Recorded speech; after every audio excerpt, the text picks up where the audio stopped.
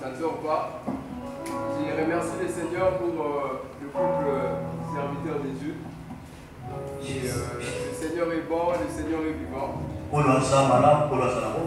Je disais que je remercie le Seigneur pour le couple serviteur de Dieu. D'avoir accepté de nous faire confiance pour être là ce soir. Et je remercie le Seigneur pour tous les serviteurs de Dieu qui sont dans la salle. Et pour nous autres enfants de Dieu qui constituons l'armée du Seigneur. Alléluia. Amen. Voilà, je ne préfère pas tout l'interprète parce qu'il me bouffe mon temps. J'aimerais aussi que vous me donniez aussi mon temps pour que je sois fixé. Ok, nous avons congolais, alléluia. Je sais que la langue lingala est la seule langue nationalité, mais on peut faire les deux à la fois. Voilà, la Pessikolo, merci. C'est bon, vous pouvez rentrer. La Pessikolo, merci d'être celui qui a été choisi pour parler de ce thème. Je vois tout le monde a un peu français facilement. Alléluia. Ok. Alors, je serai direct et je dirai des choses qui vont vraiment nous pousser à garder cet état d'esprit d'intercession. J'ai béni le Seigneur pour mon frère et mon ami, le frère Adolphe qui est à mes côtés, qui d'ailleurs m'a donné cette écharpe ici. Et puis toujours, je le vois comment il prend des risques pour que le Seigneur s'installe dans ce pays. D'ailleurs, il va se lancer un risque pour que l'Église revienne selon l'Église primitive. C'est ça le travail où s'est décidé dans moi. Moi aussi, j'ai fui victime d'empoisonnement à 2 reprises. On a compris que tant que Dieu n'a pas encore décidé, rien ne peut avoir lieu. Voilà. Alors préparez-vous parce que les choses que je vais dire ici, ça va choquer, mais c'est pour que nous comprenions que nous dormons. Thème d'Abisso, c'est la conquête.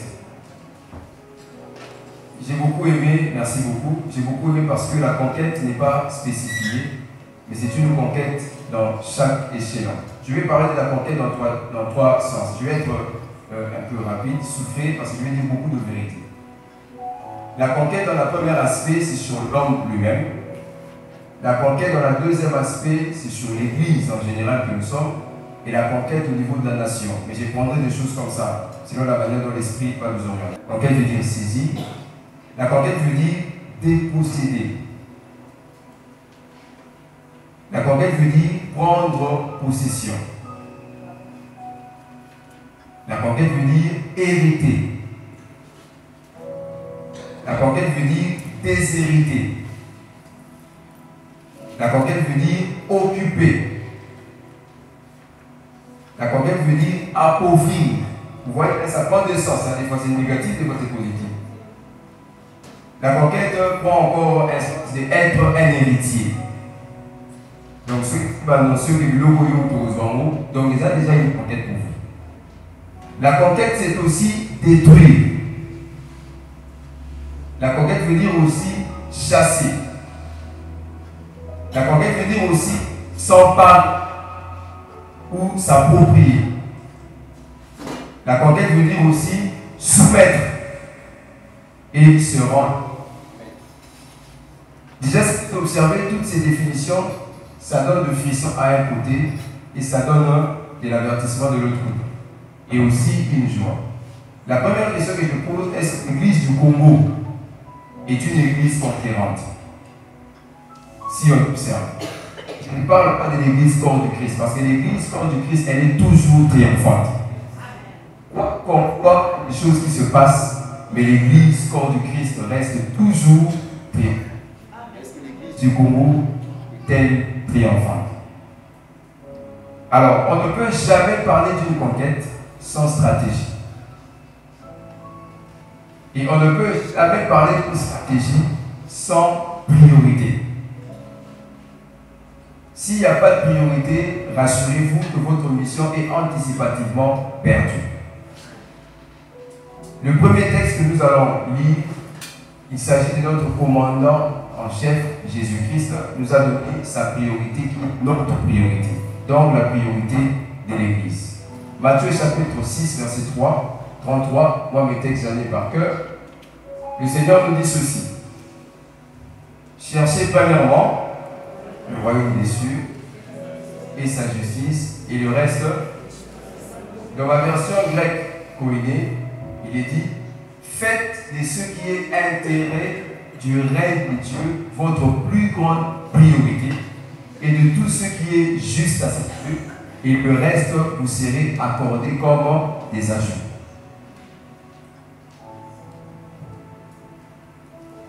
Pour l'Église primitive, leur priorité, c'est dans Actes des Apôtres, chapitre, ça j'aimerais que nous lisions ça ensemble, chapitre 2, verset 42.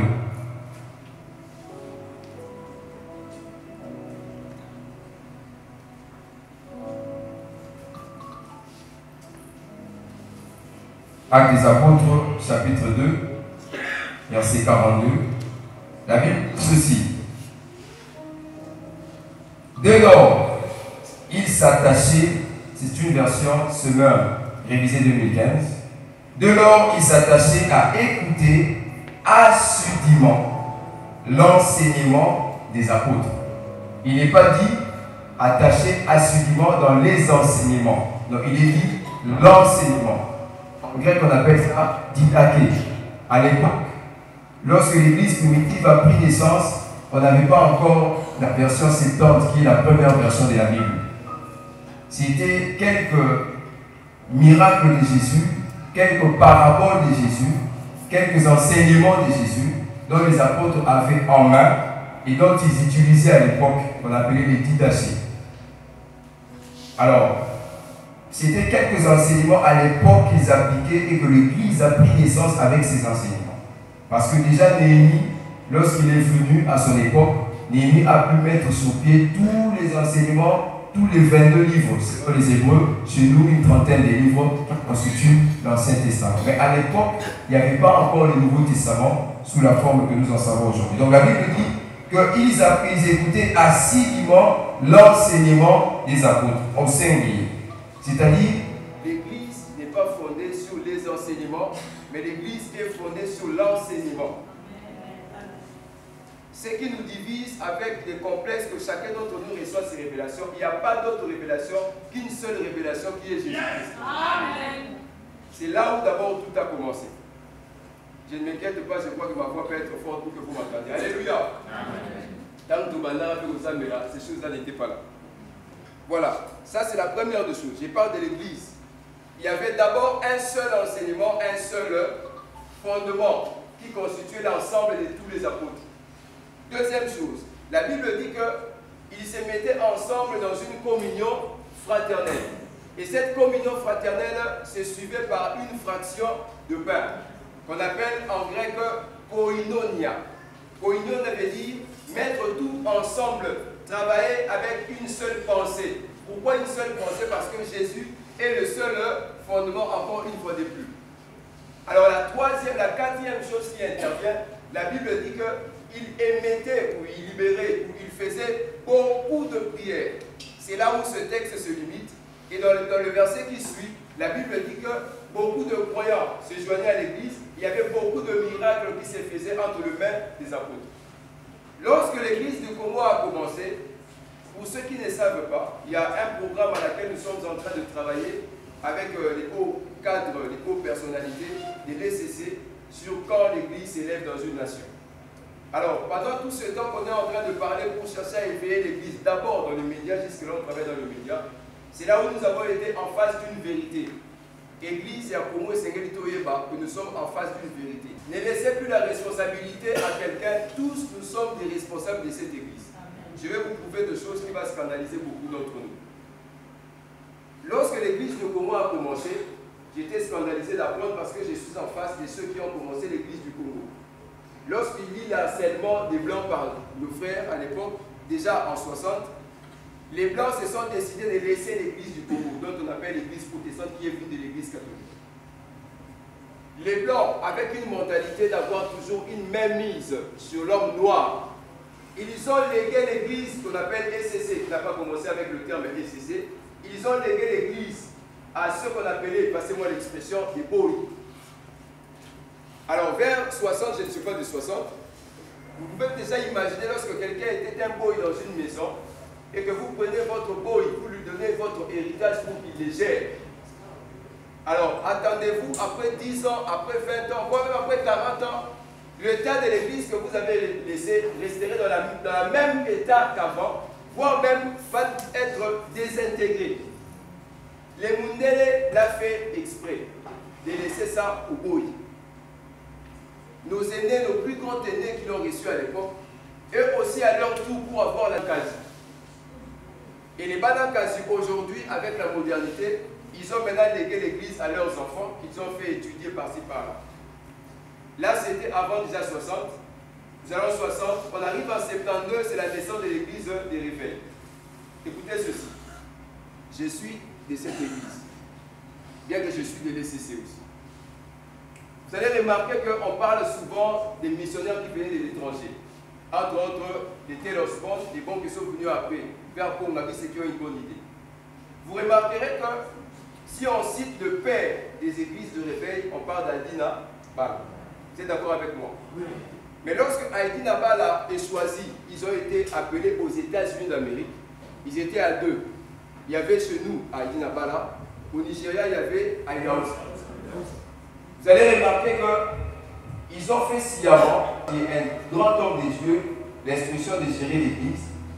Commençant l'église de réveil, on n'a pas veillé sur une instruction, à savoir la puissance de l'église ne peut jamais être en dehors et sur le social.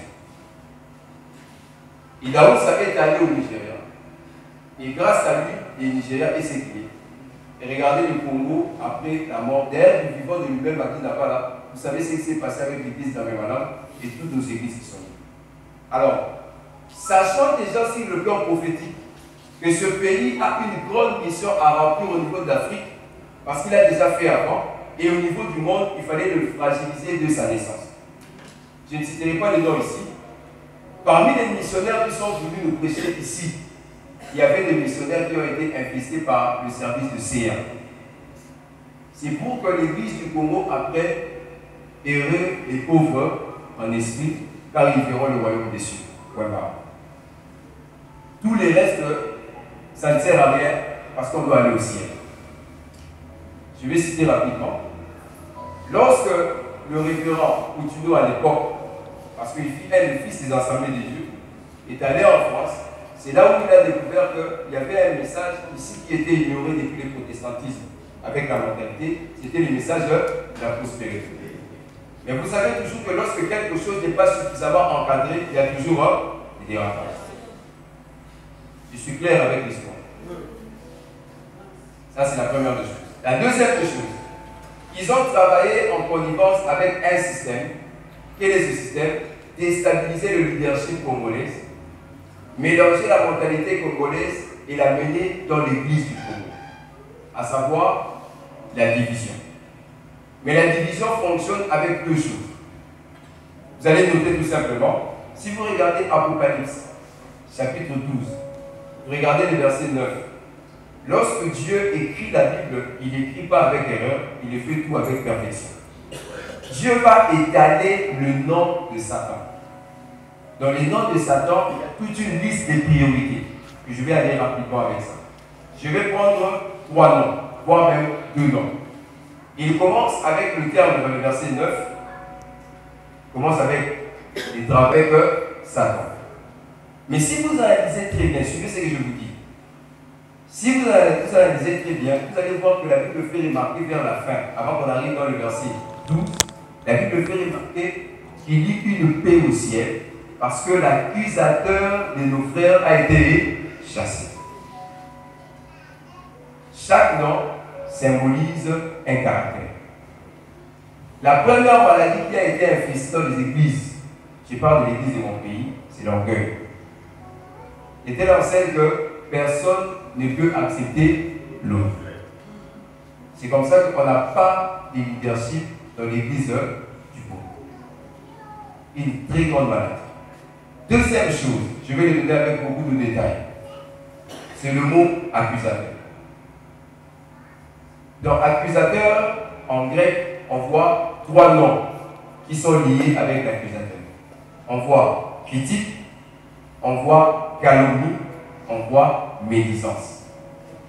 Critique, si je vous dis que le diable dans son enfer, il travaille avec ces armes-là comme des armes principales, beaucoup ne croiront pas. Mais je vais vous les prouver. Aucun serviteur de Dieu qui se lève pour servir le Seigneur ne peut s'en passer d'être un jour accusé. Vous savez, lorsque cela m'est arrivé, moi je croyais que lorsqu'on vous accuse pour des choses que vous avez fait, ça fait mal. Mais lorsqu'on vous accuse pour des choses que vous n'avez pas fait, ça ne fait pas mal. Mais j'ai compris que lorsqu'on vous accuse pour des choses que vous n'avez pas fait, ça fait plus mal que lorsqu'on vous accuse pour des choses que vous avez fait. Alors, quel est le travail du diable? Je reste avec les deux mots. Suivez très bien. Nous parlons de la conquête. Je l'ai dit ici, parmi les mots de conquête, il y a chasser, il y a s'occuper, prendre l'emprise, voire même contrôler. Nous avons un adversaire qui est le diable, il travaille déjà. Dans l'accusation, on enlève le critique, on prend médisance et calomnie. Jusqu'à ce que le Seigneur me révèle des choses, j'ai fait des recherches et je me suis rendu compte de ces éléments. Lorsqu'on parle de la calomnie, beaucoup d'entre nous croient que la calomnie veut dire faire des souris en quelque sorte. Mais non. La calomnie veut dire ceci. Notez cela, Église du Seigneur. La calomnie veut dire une vérité, mais avec les buts de détruire. Je répète encore. C'est dire une vérité, dénoncer quelque chose, mais le but qui est caché, c'est de faire quoi? De nuire. Ça, c'est la médisance.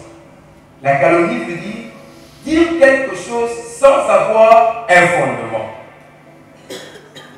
Je rentre dans l'instrument la plus fatale que le diable a mis sur pied, c'est le média. Le média est important pour le chrétien qu'à 20%. 80% du média ne sert qu'à détruire et à bêtiser même l'humanité.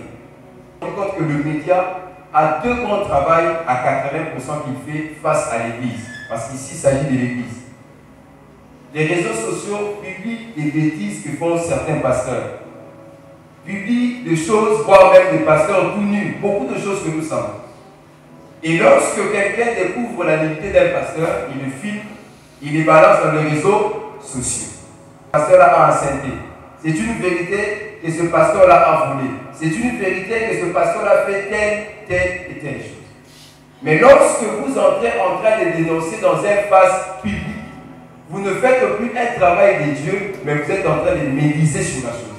Parce que le but, c'est de fragiliser l'Église du Seigneur.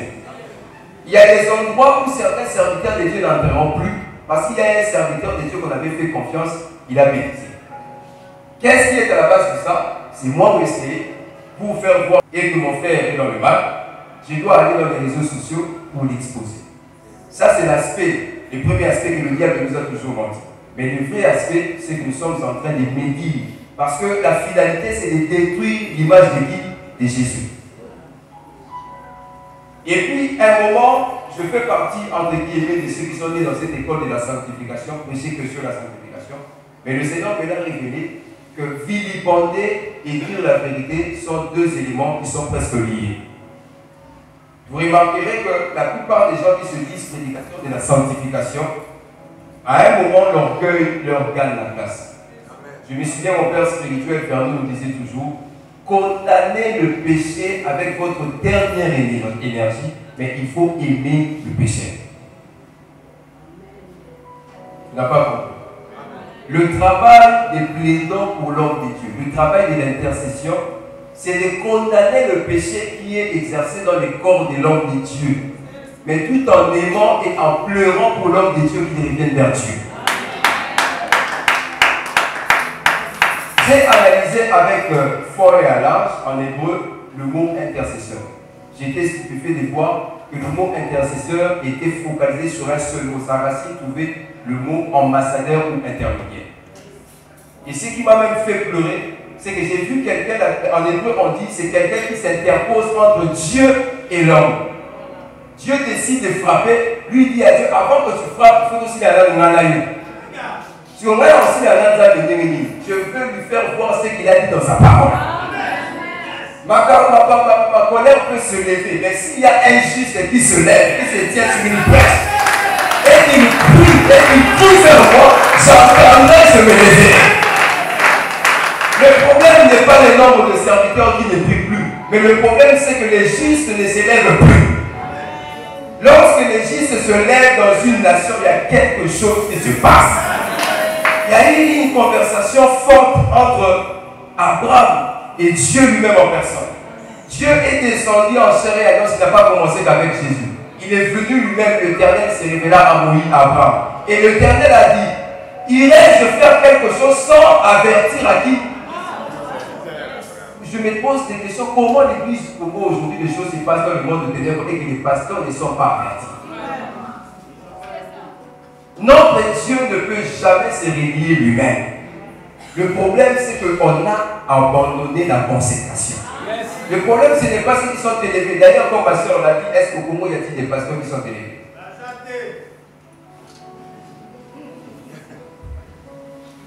C'est avec beaucoup de douleur que je suis en train de dire ça. Un intercesseur, c'est quelqu'un qui s'interpose. Et le Seigneur me dit, le ministère, c'est le ministère d'intercession. Et le Seigneur m'a dit, dis à mes serviteurs, il y a deux plus grands dons du temps de la fin qu'ils doivent chercher, à tout prix, qu'ils payent n'importe quel prix, mais qu'ils obtiennent ça. Sinon, s'ils ne veillent pas, le diable va continuer à leur terrasser. Et le Seigneur me dit, ce qu'on a vu jusqu'à aujourd'hui, c'est encore rien. Il y a encore des scandales qui vont arriver. Mais le Seigneur est en train de purifier son église. Ça fait mal, c'est l'hiver de l'enfantement, mais c'est la purification. Il y a deux grands dons. C'est le don de la sagesse et le don du discernement des esprits.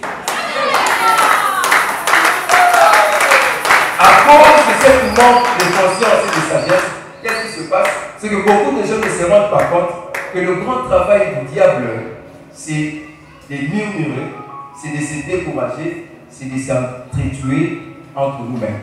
C'est de nous auto-détruire nous-mêmes. C'est comme avait dit un jour, je me souviens lorsque le pasteur Eboité Marche, qui nous avait aidé à l'époque à la bande pour qu'on achète la parcelle Jimmy Chouaga. Lorsque Jimmy Chouaga a connu le problème que vous savez, si elle est allée voir Billy Graham pour lui dire, bon, à l'époque on le prenait comme des adversaires.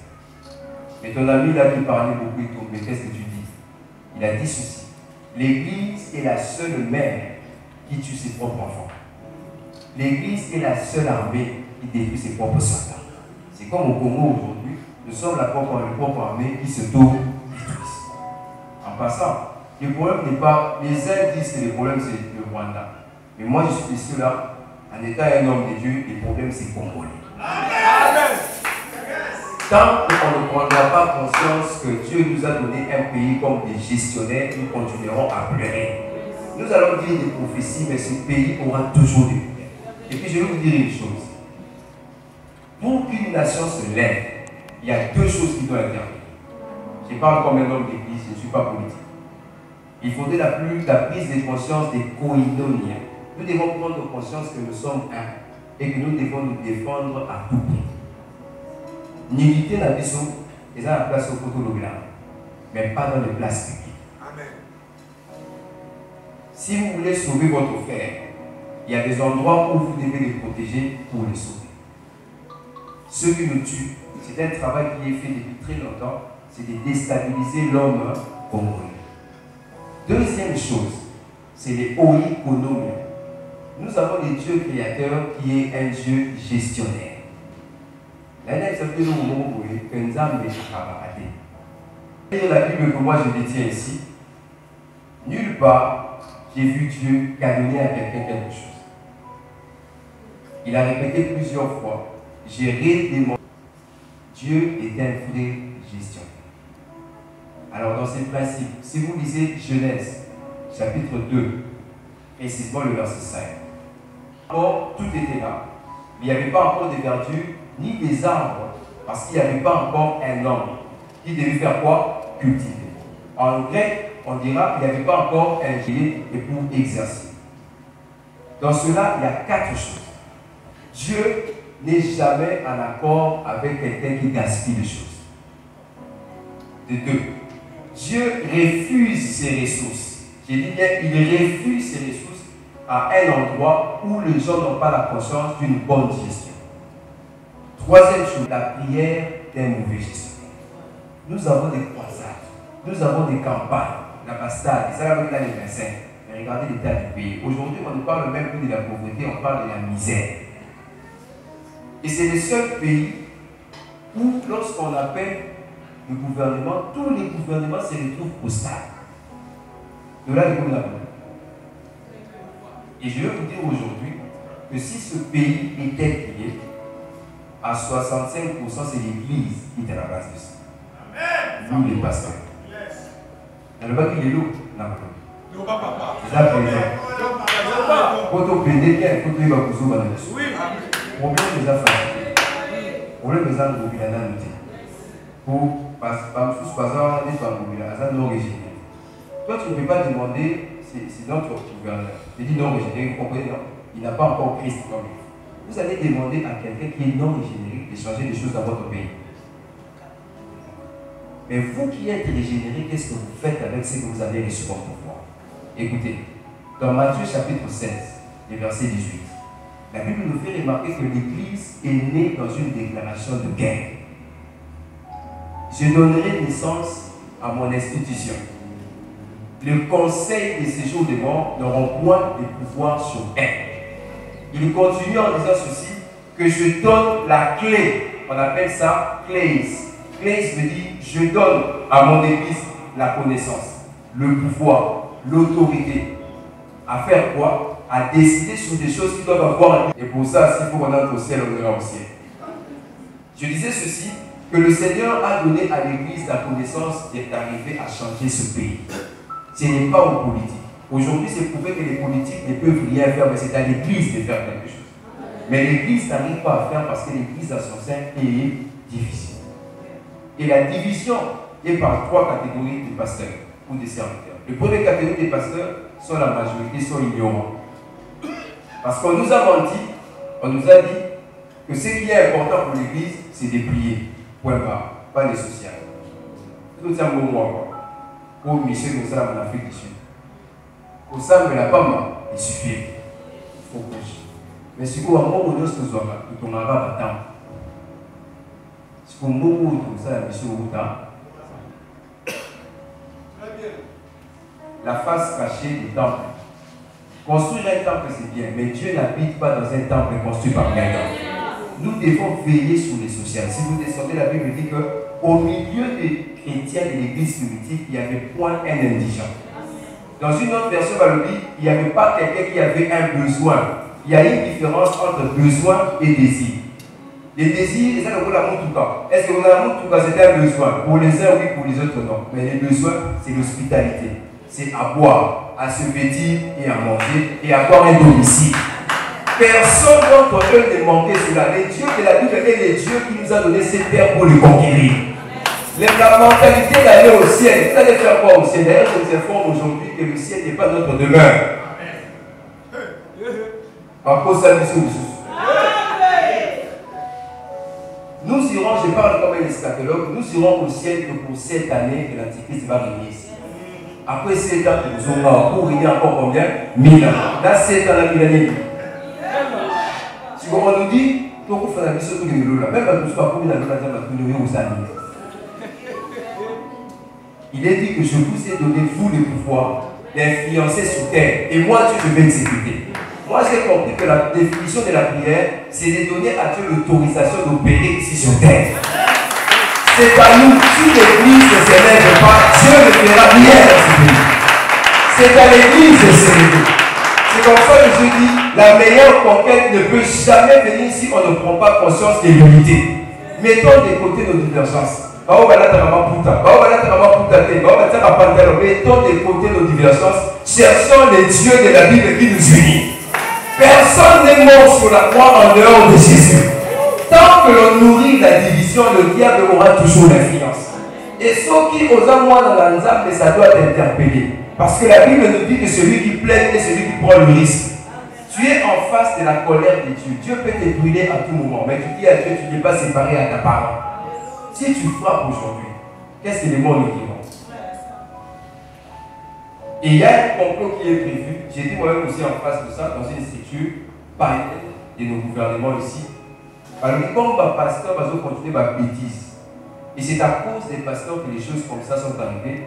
Nous avons s'influencer pour tout le Parlement. Alors, on va voter des lois qui seront en défaveur de l'Église. On a pour s'amener la vie de vous. Sauf que l'Église est la mobilité dans l'unité. Pour travailler socialité, l'Église à Congo, je vous informe, d'ici 10 ans, l'Église est venue au camp. L'élection peut ne pas avoir lieu. Je ne suis pas en train de dire que ça ne peut pas avoir lieu. Mais bon, quand je dis peut ne pas avoir lieu. Mais les élections à députés, vous savez. Et vous savez. Pourquoi? Parce que vous avez oublié que le législatif, c'est ce qui détermine une nation. On n'a pas conscience de ça. Les bishops, on n'a pas conscience de ça. Alors Dieu n'a aucun problème sur les choses qui ne marchent pas dans ce pays. Si les choses ne marchent pas, c'est vous et moi. Je rentre sur la calomnie. Nous sommes dans une église où les gens disent des choses sur les gens sans qu'ils aient. Je vois dans un groupe de pasteurs, permettez que je le dise. Oui. Une image à Denis Lessi. Ce qui est c'est aussi la maison balaye. Ami ça, il a mon forme. Yo, on m'a porté parole au public à l'option balaye. Tu es en train de faire la nudité de l'église. Papa n'a pas eu musicien. Attends, comme celui-là va pouvoir te dire. Papa n'a pas eu pasteur de l'église. On a envoyé une image de Denis Lessi à vie de l'échange. Et c'était un autre pasteur qui va dire, est-ce que vous avez vu la datation? C'est quelque chose qui date de très longtemps. Mais on envoie ça aujourd'hui pour que l'on critique. Et on s'est rendu compte que c'est une fausse information. Le grand travail des réseaux sociaux, c'est de vilipender sans avoir des informations sûres. Mais l'Église aujourd'hui participe beaucoup dans de telles activités. Vous ne savez pas, on vous a dit que le Congo a 90% de chrétiens, c'est faux. Le Congo a 95,8% de chrétiens. Donc 2%, ça s'augmente chaque année. Ce qui veut dire que la deuxième statistique a sauvé en 2022, nous avons 108 millions de personnes. Dans les 108 millions, il y a plus de 90 millions de gens qui se disent chrétiens. Mais est-ce qu'on peut parler de la chrétienté dans ce pays? Mais la conversation qui était entre Abraham et Dieu, il a dit, s'il y a combien de fidèles, il a commencé avec combien avant? 50 ans. Mais en histoire, il est expliqué que Sodome, il n'y avait pas que Sodome et Gomorrhe que Dieu a frappé. Il y avait aussi quelques villes d'environ. Donc il est supposé qu'il y avait plus de 8000 à l'époque, parce qu'il n'y avait pas assez d'habitants. Mais Dieu a dit, s'il n'y a que 50 qui se lèvent, c'est bon, juste. Je vais épargner les 8000. Juste 50. Si on a la salle de calcul dans le Congo, 1 800 000 habitants. Sauf que si on a 10% à 1 800 000. Dieu n'a pas besoin qu'il y ait nécessairement une foule. Parce qu'il dit là où 2 ou 3 sont unis en mon nom. Il suffit que 2 personnes s'accordent seulement. Le problème, c'est de s'accorder seulement. Il ne parle même plus là parce que je me posais, Seigneur, mais pourquoi tu ne cherches pas beaucoup de gens? Parce que je connais le cœur de l'homme, c'est compliqué avec les accords. J'ai seulement besoin de quelques personnes. Il parle même plus loin, il dit, si une seule personne se lève sur une brèche, et que cette personne-là plaide tout simplement, moi, j'ai intervenu pour sa nation. Une seule personne. Mais dans ce pays ici, la providence de Dieu est dans ce pays. Sinon, ce pays, on n'a pas de sécurité efficace. C'est la vie que vous vivez. Mais il y a des gens qui se lèvent. Entre autres, il y a Clédon, il y a vous et moi. Mais nous devons travailler l'unité. Nous devons nous repentir. Avant que je descende ici, nous allons prier un peu. Nous devons nous repentir. Nous avons travaillé pour le diable. On a travaillé en défaveur du royaume. Un royaume, la gloire d'un roi est aussi liée avec l'étendue qu'il occupe. Est-ce que chaque jour on élargit le royaume des cieux ou on rétrécit le royaume des cieux?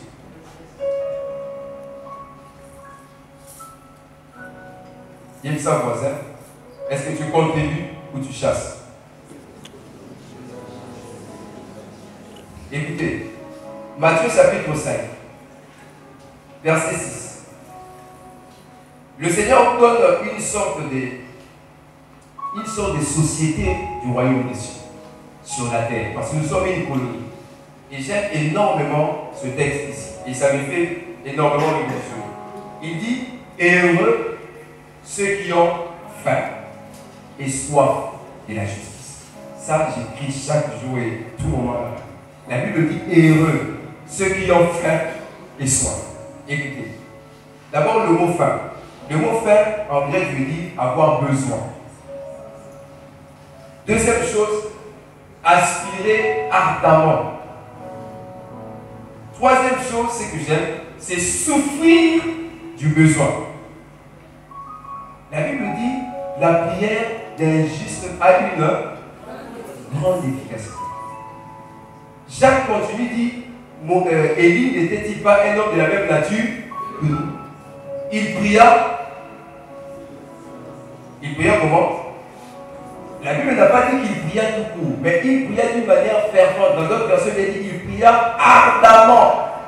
Regardez, il y a une différence entre se prosterner et s'agenouiller. S'agenouiller, c'est de mettre ses deux genoux, lever ses mains, ou ne pas lever ses mains. Mais se prosterner, c'est mettre. Analysez la position d'un intercesseur comme Élie. Vous remarquerez que Élie va mettre de côté ses deux jambes, il met sa tête entre ses jambes. C'est-à-dire que l'intercession est un ministère de souffrance. En hébreu, on dit un intercesseur en hébreu, c'est quelqu'un qui souffre avec ses entrailles. J'avais dit ça à quelqu'un, j'avais dit ça, je vois elle dans la communauté. Pourquoi Dieu peut choisir une femme dans ce ministère? Parce que le don féminin sait comment la douleur des entrailles fonctionne. Nous les hommes, on est, si c'était un homme masculin, il a commencé à prendre une femme. J'ai toujours dit, les femmes de Dieu sont bénies, sont bénies, sont bénies. Parce que l'intercession est un état de douleur. L'intercession est un état de souffrance. On ne peut jamais obtenir quelque chose et la conserver. Je dis bien, on ne peut jamais obtenir quelque chose et la conserver, la faire perdurer si on n'a pas connu la souffrance de la chose. Vous savez, lorsque nous disons, Dieu fait chaque chose en son temps, en hébreu, il est dit, Dieu amène chaque chose à sa maturité. C'est-à-dire qu'il y a des choses que Dieu ne peut pas donner à l'église du Congo tant que l'église du Congo n'a pas atteint sa maturité. Et la maturité de l'église du Congo, c'est l'unité et la conscience de la bonne gestion. Tout ce que Dieu nous donne, ce n'est pas pour l'orgueil. Un bon gestionnaire selon Dieu, il sait qu'il est un passager. Il sait qu'il doit rendre compte à ce qu'il a. Il sait que ce qu'il détient ne lui appartient pas. C'est difficile qu'il s'enorgueillisse. Mais tous ceux qui s'enorgueillissent des avantages qu'ils ont, ce ne sont que des pauvres tout simplement. Pas des pauvres à l'esprit, mais des pauvres sur le plan spirituel. Qui vit avec la douleur. Et pourquoi j'ai dit que le ministère de l'intercession c'est la dernière? Parce que le seul ministère qui peut sauver l'église, c'est l'intercession. L'intercession va bannir les rumeurs. L'intercession va bannir mon frère. Et que je me mets à prier en sa faveur. Et que je prie, je me mets à genoux. Et que je me lève sur la douleur. Et que j'apprends que quelqu'un est en train de le critiquer. Je serai en rage contre la personne qui le critique. Parce que lui, nous tournons aux autres de la bonne et la souffrance. Tu as du mal à accepter que cette personne-là meurt encore. Tu as du mal à critiquer quelqu'un que tu veux prier pour lui. Pour prier pour lui. Si on sait que l'église est l'église de Jésus, donc Jésus s'est placé tout nu pour cette église. Peu importe la personne qui commet la bêtise, ça nous fait honte. C'est une honte familiale. Même s'il déroute. Mais ce que nous devons faire, c'est de descendre dans une position d'agir. Et de prier, de pleurer, de prier, de pleurer, de prier, de pleurer. Plus question de prière à laquelle on prie, on se suit tout simplement. Mais c'est de prier et de pleurer jusqu'à ce que le Seigneur intervienne. Je vois encore Néhémie. Dans ces derniers temps de la fin, le Seigneur a besoin de 3 ministères. Premièrement, le ministère de Joseph. La bonne gestion et la capacité de contrôler. La bonne gestion et la capacité de contrôler. Joseph a reçu la vision. Il devait chercher des bonnes personnes autour de lui. Deuxième ministère, c'est le ministère de Daniel. Des hommes intègres. Même s'il est élevé, il reste le même. Parce que les gens ne comprennent pas. Un bon leader, ce n'est pas celui qui a beaucoup de gens, 10 000, 20 000, 50 000 membres, qui le sert. Jamais. Un bon leader, c'est celui qui est au service des autres. Un grand leader n'est pas celui qui a un grand nombre qui le sert. Mais c'est quelqu'un qui a un grand nombre de personnes qui le sert.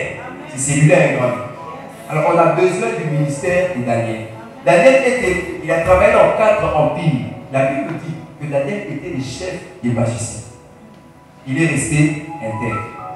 Des gens qui ne tremblent pas devant l'argent. Des gens qui sont au premier place, vont bien vous faire si vous comptez tout le monde assis. Le Seigneur a besoin des gens qui restent avec son la boutou, il est plat. Il n'a pas peur de l'empoisonnement. Parce que si l'empoisonnement, Dieu ne le fait pas, même si on t'empoisonne 5 000 kilos, et troisième ministère, c'est le ministère de Néhémie, le ministère d'intercession. Néhémie, lorsqu'il reçoit la nouvelle, Néhémie va pleurer. Il va pleurer pendant 3 mois.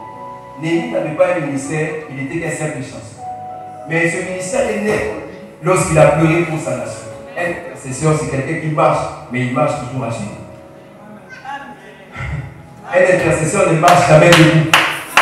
Il marche toujours à genoux. On informe le pasteur Mouba Senté. Ah ben nous, le Seigneur intervient. Pasteur Mouba détourné fond. Seigneur intervient. C'est quelqu'un qui de plus en plus n'est niveau ah, madame ta poule. C'est quelqu'un qui vit sur terre, mais son esprit est devant le Seigneur. Des fois, nous allons prier pendant 5 minutes.